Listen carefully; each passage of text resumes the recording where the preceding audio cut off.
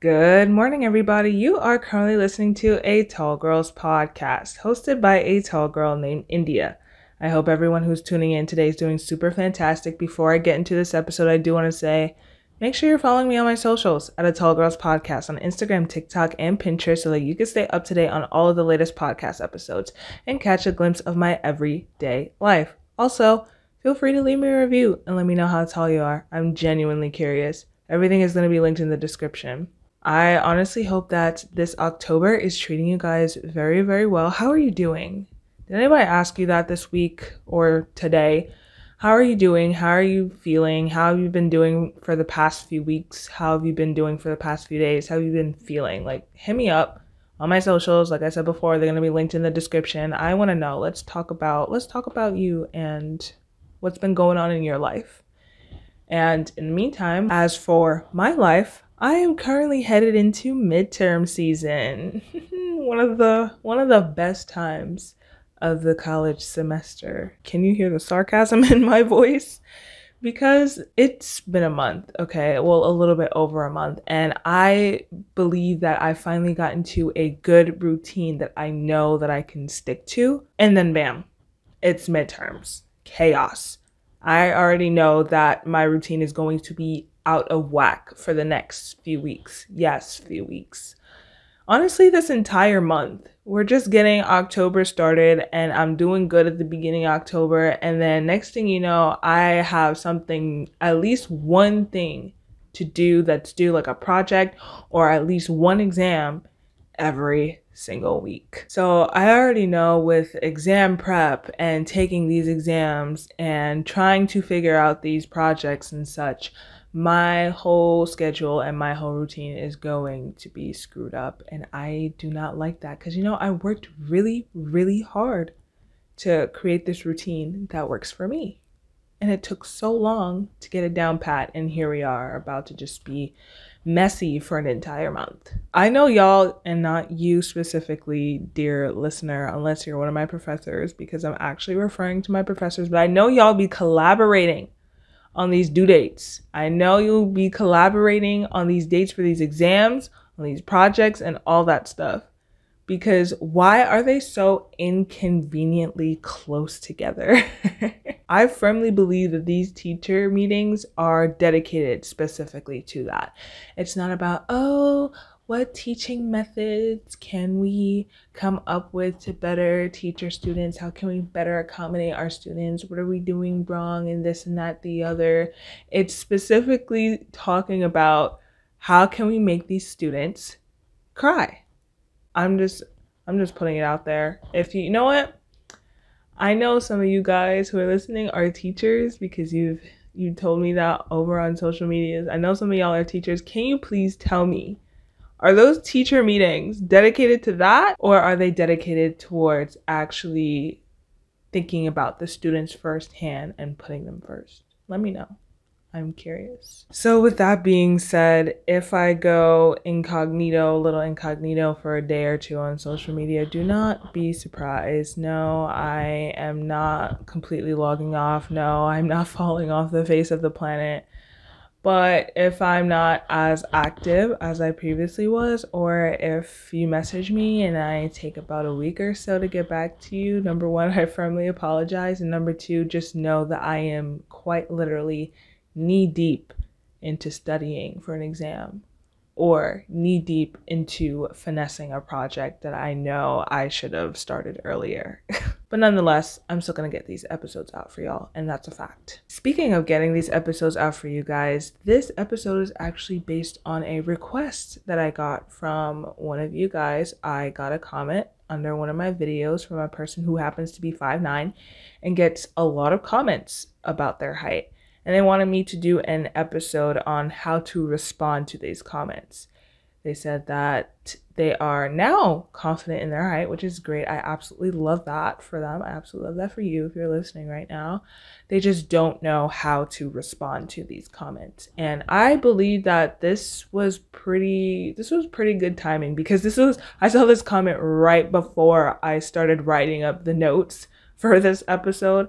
And then on top of that, I feel like it's also a good segue from my previous episode, which was about like the things that I learned, like life lessons that I learned from being tall and how I learned to own my height. And the thing is with this comment is that I really resonated with it because that person is in college. I'm in college too. And you would think that at this point in our lives, the height comments and the height questions would just stop, but they quite literally haven't.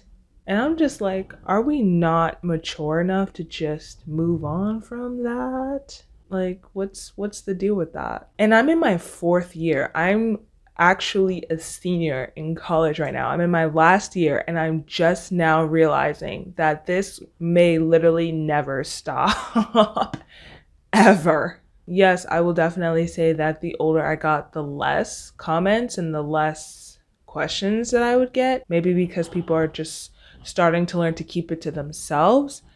But when I was younger, it was pretty bad. I personally have gotten my fair share of why are you so big or why are you so huge? People have mistaken me for being my parents' son.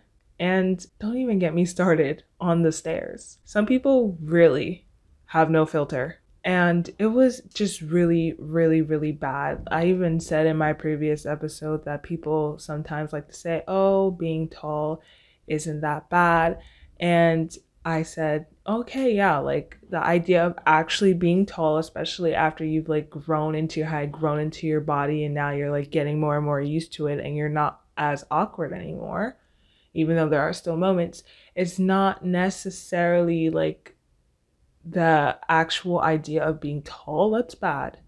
It's the things that come with it. It's the comments, it's the height shaming, it's the body shaming, it's the stares and all of that stuff that make the experience of being tall horrible. And it really just got to a point where I screwed up my entire posture just to fit in. And to this day, I still struggle with back pain. I still struggle with the unevenness of my hips. I still struggle with all of that, all because of the experience that I had when I was younger. It even got to one point where I started making self-deprecating jokes just to play it off like, oh yeah, it's whatever. But in reality, it was extremely, extremely hurtful that I had to say those things about myself just so other people would just, feel as though, oh, I don't care. And they're like, like if she's making these comments about herself too, then,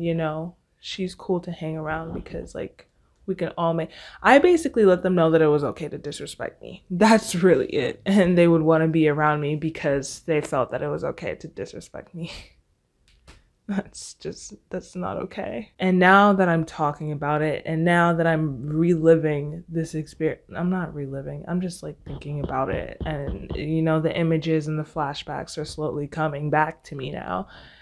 It's just making me realize how many other, especially tall women, probably have struggled with this when they were younger and probably even struggle with this now. When people make comments about your height or your body in general, it's important to think a little before you respond, because very often these comments can come from a place of insecurity, and if you come across as disrespectful, you can potentially trigger something in them and things can get pretty messy. And if you'd wanted to respond to any negative comments about your height, there are those tall girl comebacks. It's like, yeah, like, how's the weather up there? And you say, oh, it's rainy, and spit on them. Or honestly, has anybody tried that? Like, have you actually said, oh, it's rainy, and then actually spit on that person? Honestly, that's pretty savage, but I don't know. I don't know if that's a good thing. If you have tried that, let me know, because it's actually kind of funny. No, it's not. It's not funny. Let me stop. But you can go that route, I guess. Or if they ask, do you play volleyball? You could be like, do you play mini golf? Ah, savage. Oh, okay. Don't get me wrong. Like, those comebacks or responses are hilarious, but I don't think you should actually be doing that in real life.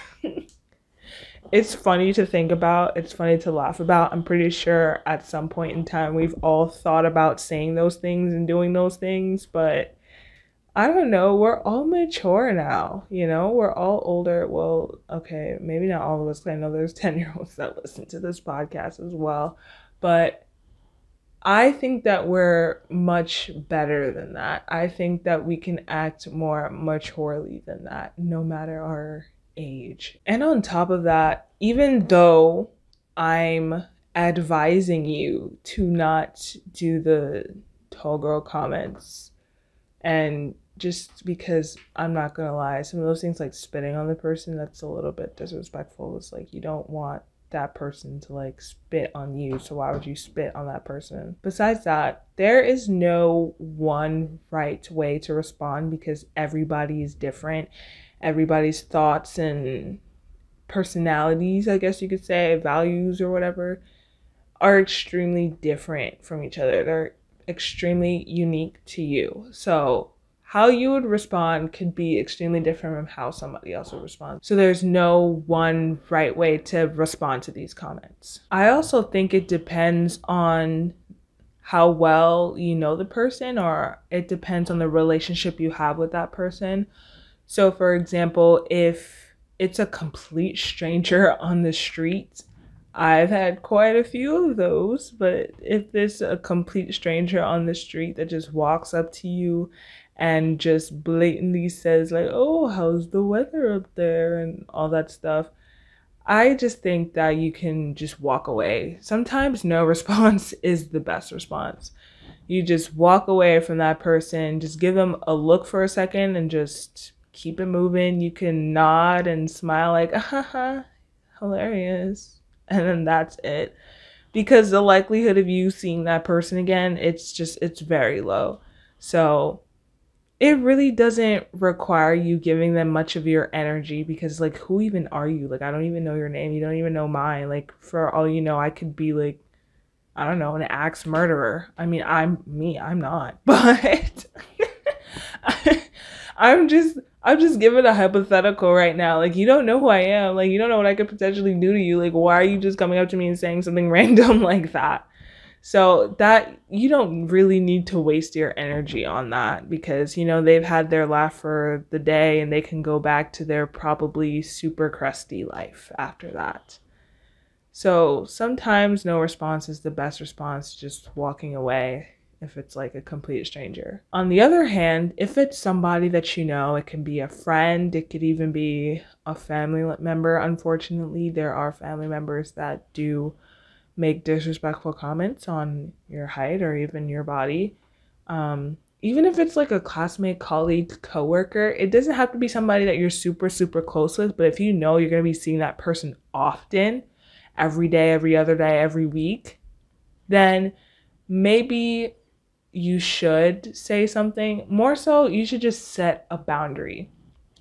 You can tell them, okay, like, what you said is not funny and is not okay. I don't find it funny. I don't find it okay. And quite frankly, I feel offended and I feel disrespected, and I would appreciate it if you wouldn't say such things to me, or you wouldn't ask those types of questions, because I don't feel comfortable answering them, or I don't feel comfortable with you saying that to me.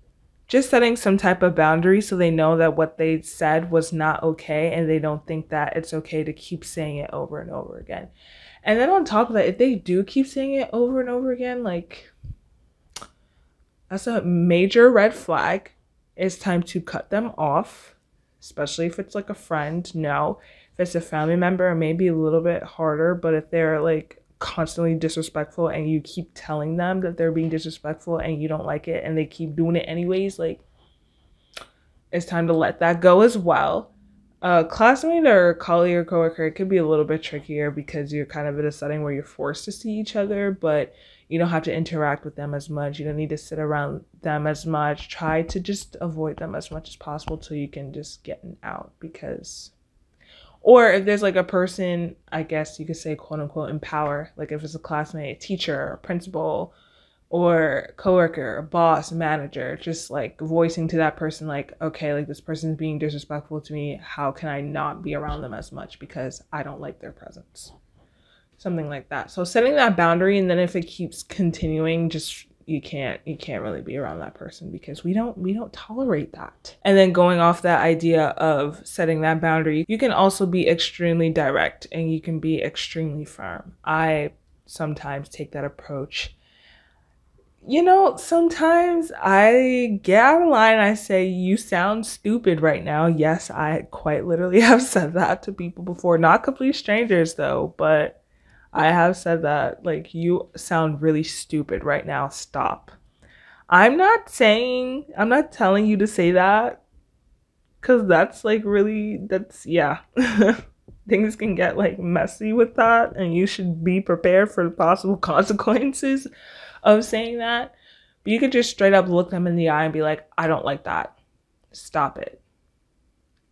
So that they know that you're serious and you're not beating around the bush. Like, you need to end this right now, or it's not gonna work out. Or you could also sometimes just change the subject.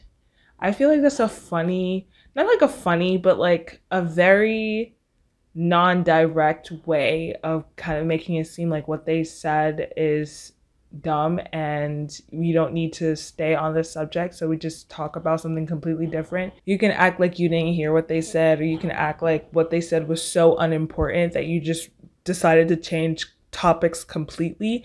It's just kind of like a subtle way of saying, I'm not paying any of that attention because it's not worth my attention, so I'm just going to change topics.